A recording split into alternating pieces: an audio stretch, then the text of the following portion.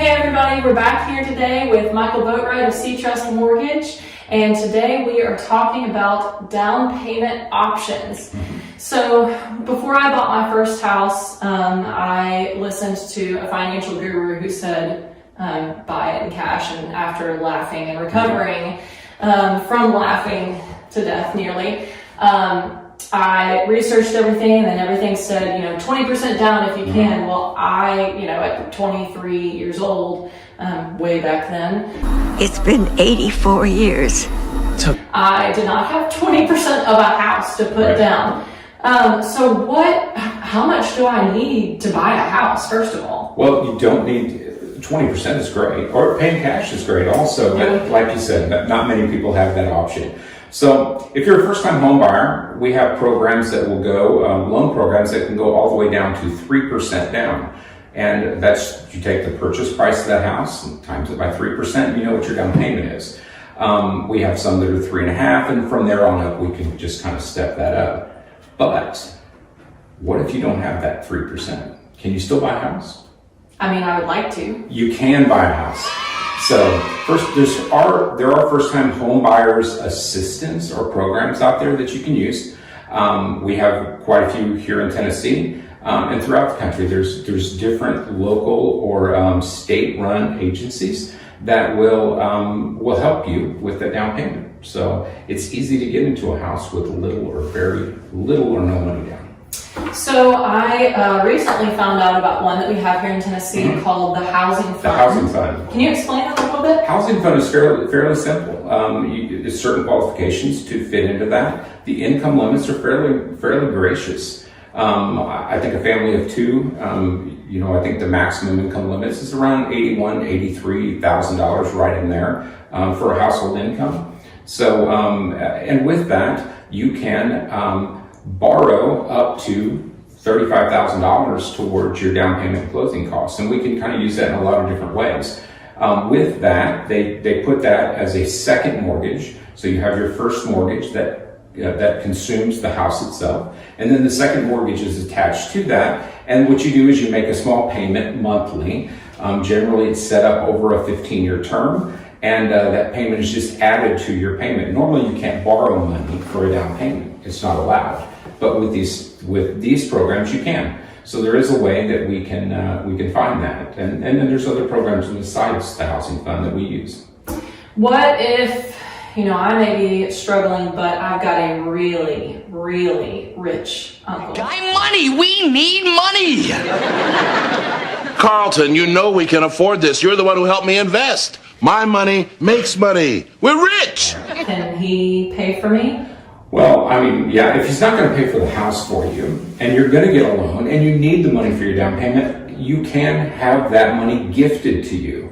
So if they're willing to say, Liz, I'm going to come up and help you. I'm going to give you your, $27,000 that you need to go down on this property.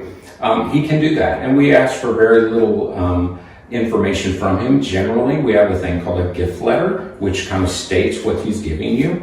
And then also we need 1 month's bank statements to support that he has that money to give you. What if either me or him, we've been saving up for years and I've been shoving all my cash in a shoebox under my bed?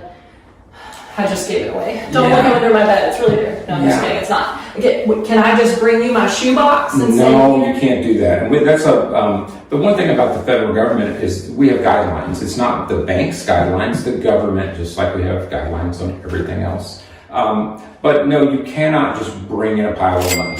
And the reason that is all money has to be what they call sourced. We have to find out where that money came from. And you could say, well, it came from my closet and I put it under my bed. That doesn't really work. So what they've tried to do is money laundering. They want to make sure that money has been in an account at least 2 months and it's been what they call seasoned. So that money has been in there. We can prove that it was in there. So generally, if you have a box of money under your bed, I would probably at least 2 months prior put that in your bank account so at least we can source where that money came from. Got it. Okay, so if I am getting a THDA, a loan from THDA, for example, how much do I have to have with them? Well, with THDA is, we talked about it in previous videos, but THDA is an organization that will give you a second also, another way to come up with your down payment assistance. So you will actually pay that as part of your payment. So your payment will stay the same. Your payment will be given with that included in there. You don't have to actually make a second payment to them. It's just part of your one house payment that you make. Part of it is sent to them. Wonderful. And if you're a veteran, you don't have to have a down payment at all, correct? No, or USDA. So it's not just, it's two completely different loan programs, but if you would buy in a rural area, it's a great way to do that, and it's a good way to get a house where you don't have to put any money down, basically. Yeah, and if you want more clarification on those different loan types and acronyms that we just used, go back to see our other video where we highlight all of those loans and discuss the qualifications for those and how those work.